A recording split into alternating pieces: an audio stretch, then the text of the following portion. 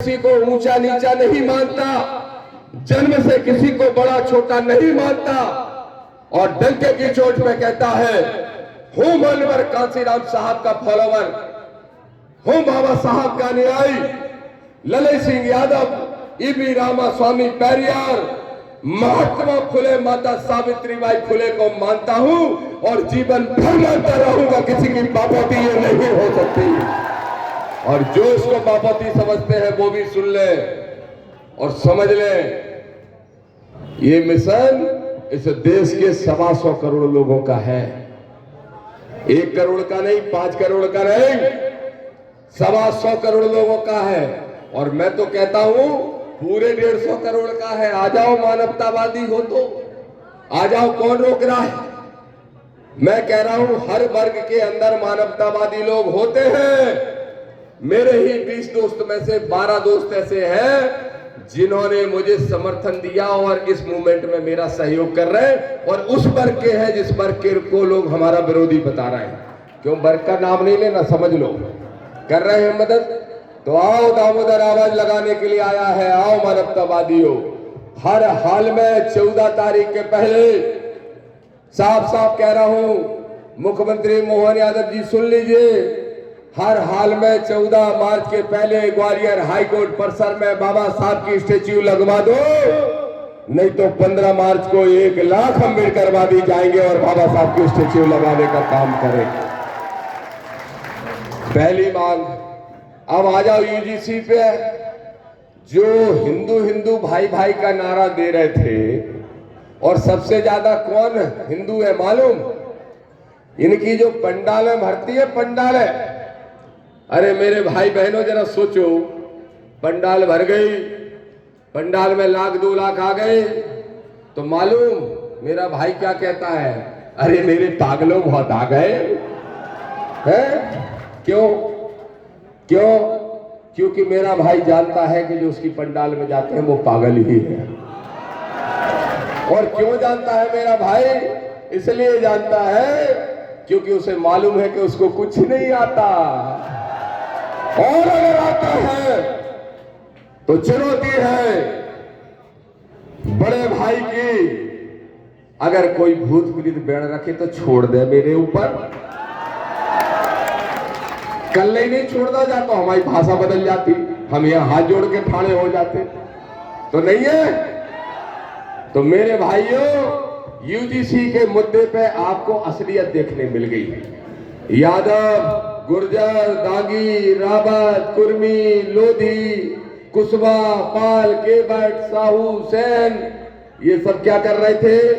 ये क्या कर रहे थे? ये सारे लोग ही सबसे ज्यादा पंडाल में बैठे मिलते हैं, यही सबसे ज्यादा। तो मैंने उन सबसे कहा कि तर्क की शक्ति को पहचानो। अब वो पहचानने लगे। अच्छा, दामोदर का विरोध क्यों हो रहा? दामोदर का विरोध इसलिए नहीं हो रहा कि दामोदर किसी जाति वर्ग के खिलाफ तो है ही नहीं, धर्म के खिलाफ है ही नहीं। अगर दामोदर की लड़ाई है तो सिर्फ यह है कि जो बुद्धि दी है आपने, प्रकृति ने जो शरीर दिया है माँ बाप ने, उसका इस्तेमाल करो, मूर्ख मत बनो। यूजीसी का बिल का विरोध यूजीसी का विरोध नहीं बल्कि ओबीसी का विरोध है। मेरे ओबीसी के भाइयों, इस बात को समझ लो, और इस बात को समझ के मेरे एससी के भाइयों के साथ मुट्ठी बन के खड़े हो जाओ। दामोदर विश्वास दिलाता है जब 2028 आएगी तो राजनीति भी हमारी होगी, सरकार भी हमारी होगी, और सामाजिक न्याय और न्याय लाने का काम करेंगे। दूसरे जो मुद्दे हैं, ओबीसी का आरक्षण क्यों नहीं हटा रहे भाई? 13% होल्ड नहीं हटा पा रहे, मोहन यादव जी नहीं हटा पा रहे। और यूजीसी के मुद्दे पे मालूम क्या हुआ? जैसे ही मोहन यादव ने आरक्षण के मुद्दे पे कहा, डंके की चोट पे आरक्षण लागू करूंगा, जैसे ही कहा तो मालूम क्या नारा लगाने लगे? मोहन यादव जाओ जाके अपनी, जोर से बोलो, मोहन यादव जाओ जाके अपनी भैंस। अच्छा, ठीक कहा हमारे साथी अस्ते जी ने, बिल्कुल ठीक कहा। मोहन यादव भैंस चराए ना चराए, चलो दामोदर यादव कह रहा है कि तुमने मनु विधान के हिसाब से हमारा काम बांट रखा है, जे बैठा है हीर, जे बैठा है गुजर। चलो हम दो ही तैयार हैं, चरा लेंगे भैया भैंसे। जे पाल बैठे जे छिंजा मकैया चरा लेंगे, जे कुसबा बैठे जे सब्जी उगा लेंगे, जे लोधी और केवट बैठे जे बखर हाँक लेंगे, जे रावत भी बैठे, सब बैठे। लेकिन तुम बताओ, तुम्हें भी तो भिक्षा मांगनी थी, क्या तैयार हो? तैयार हो? मत पड़ो इस लड़ाई में, नहीं तो नुकसान हो जाएगा, सुधर जाओ। अगर इस लड़ाई में पड़ोगे तो नुकसान होगा। जो बाबा साहब का संविधान है उसको लागू रहने दो, दूसरों के हक अधिकार पर डकैती मत डालो, इस देश के भाईचारे को खत्म मत करो, इस सामाजिक सौहार्द को मत बिगाड़ो।